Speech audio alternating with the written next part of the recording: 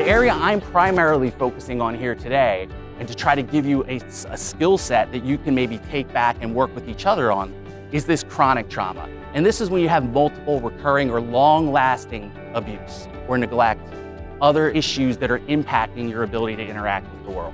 My interest in ACEs started when I first came to the school district of Lancaster.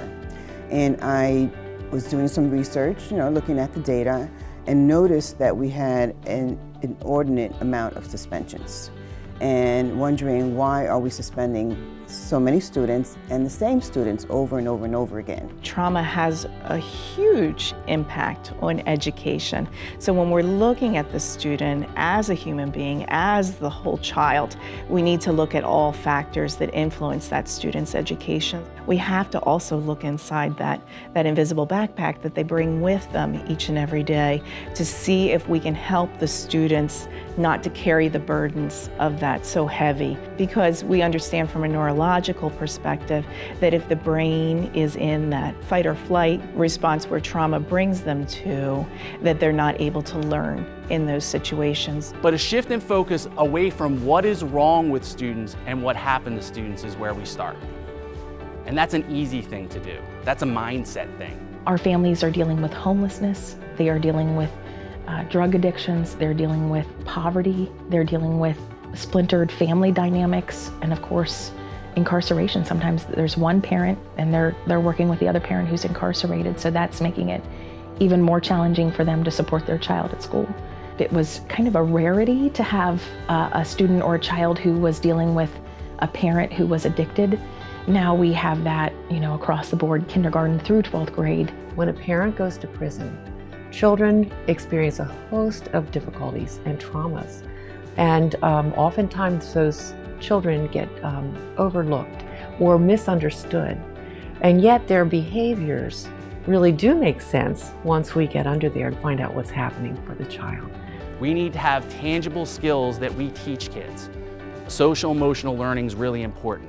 Explicit instruction in these areas. Kids need tools, they need to be able to practice tools, and this is the environment that they have to do that. Our schools have become a fallout zone for young people who have, for whatever reason, come from home situations where they are dealing with trauma still, and also dealing with a lack of role modeling for ways to handle it with healthy response. But if you look at the research, most of the expulsions and suspensions that we have in this country have to do with disobedient behavior. They're not school violence situations.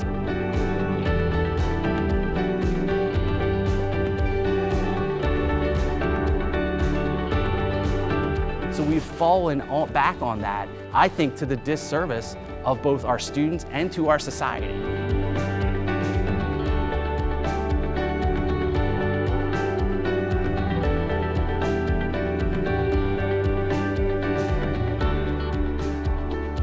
People weren't considering the trauma that students were coming to school with, and that resulted in multiple suspensions. And we know that multiple suspensions can lead to the prison pipeline.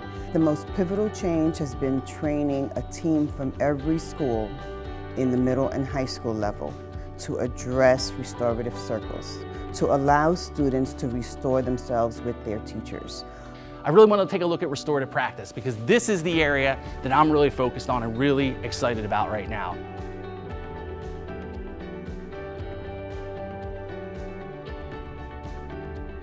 Restorative practices is a whole approach, a whole mindset that goes into how to build a community, how to have every part of the school, from the admin to the teachers, the students and the parents, feel welcome and safe and being accountable for themselves, for their actions. I think the most inspiring thing is that we can build resiliency. What is resilience? Lots of definitions out there, but essentially the capacity for successful adaptation despite challenging or threatening circumstances. The ability to bounce back from situations.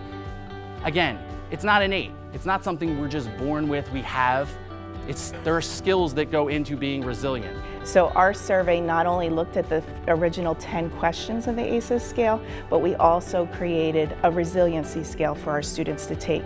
So we're saying, what's happened to you? What skills do you have? And then we know where we can make change. We know where we can kind of create resiliency within the students. The most important thing that the education system can do is recognize that poverty impacts students, that many of our students come to us with adverse childhood experiences, and so rather than asking what's wrong with that child, we need to be asking what happened to that child and how can we help them. I think that's the most important thing we can do for our kids. There is a real opportunity for both academic and social growth, regardless of what kids have experienced before they come into your door.